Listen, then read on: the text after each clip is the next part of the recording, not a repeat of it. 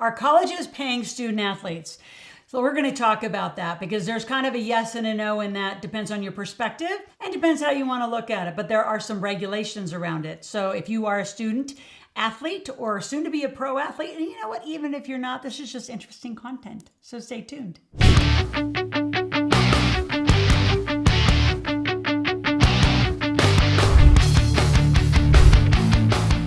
All right, so the three things I want to talk about are the obvious. I'm going to talk about scholarships. I'm going to talk about the NIL because it is new. It's a little over a year old now. And I'm going to talk just very, very firm and informatively how you should be paid, regardless whether the college pays you, the NIL person or agencies or your sponsor pays you. How do you get paid? Let's begin. So the yes and the no of it. So colleges have been making billions of dollars. Right? How do colleges make the money? The colleges have massive sponsors. They have boosters, they have foundations, they make tons and tons of money. The games make money. Let's talk about any sporting event. They usually are sponsored by some, beer company, some alcohol company, some cola company, some chip company. There's food, there's merchandise, there's ticket sales. So yes, the universities have been making billions of dollars on student athletes for generations. We've known this, right? This is no big surprise.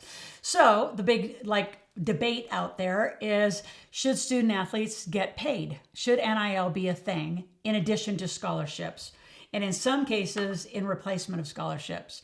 So do colleges pay student athletes? Yes, from a scholarship. That's a known fact. They can pay academically. They can pay cost of attendance. It's called COA, which is their athletic. They can pay that. They can give them merchandise. Right? They can get big bonuses and all sorts of fun, gifts and stuff if they go to a bowl game. And yes, in some ways, the student athlete gets an education. And I don't want to undervalue that. I want to highlight that because I think so many people are missing the point of college athletics is you're there also to get a degree. Now, some people aren't. They're there just to play the sport and go on to, or with the dream of playing a pro sport.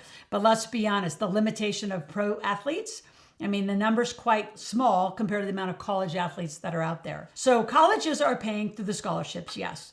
Now, here's the no. They actually cannot have anything to do with the NIL.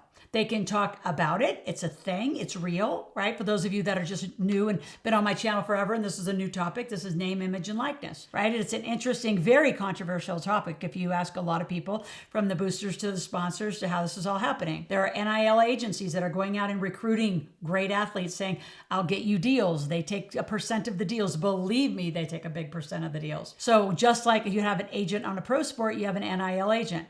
Now, the pro agencies and the NIL agencies, they can't collide either. So there's a lot of separation in them. Companies just start new companies and they're doing the same sorts of things. So if I was out there, my son is out there. He's in the 5th year playing football at Georgia Southern.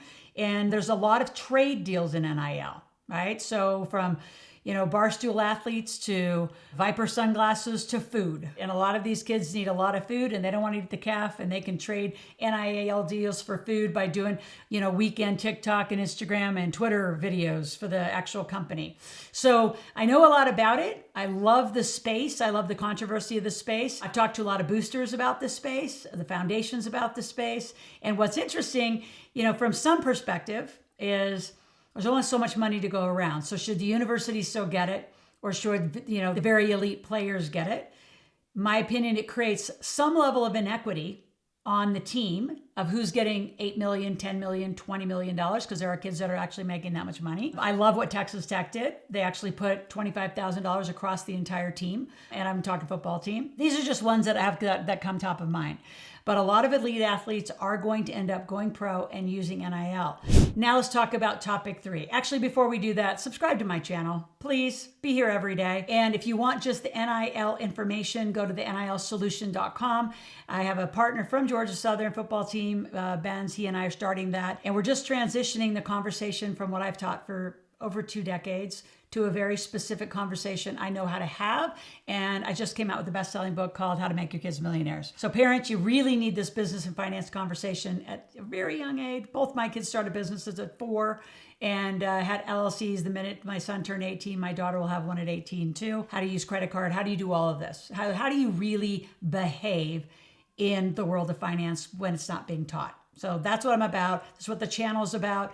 Be here. Specific NIL information, again, click on the link for the NIL solutions and head over there. But any of you want to ask any question, go to askloral.com.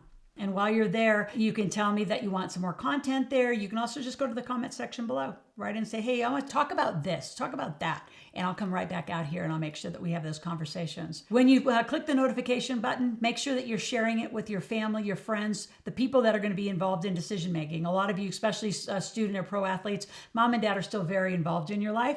And I'd love to have those conversations with mom and dad. Across the kitchen table, let's talk about how this is really going to work. And I would treat, and I do treat, these athletes like they're my kids, right? Because if they were my kid, what would I do? Not giving advice, just telling you a lot of opinions and behaviors on how this works. Now, let's get to whether the kid's out making money or the student athlete or the pro athlete's out making money on their side, doing other things or getting sponsors, or they're actually getting their scholarship money. Where do you put the money? So the scholarship money has to go in their personal bank account, right? That works. Any additional money, any extra side hustle money, businesses they start on the side, social media channels they're starting to monetize, NIL money they're bringing in, you need to put it in the right company to start the tax structure of this. See, if you're just an individual, right? Individuals pay tax, companies make money.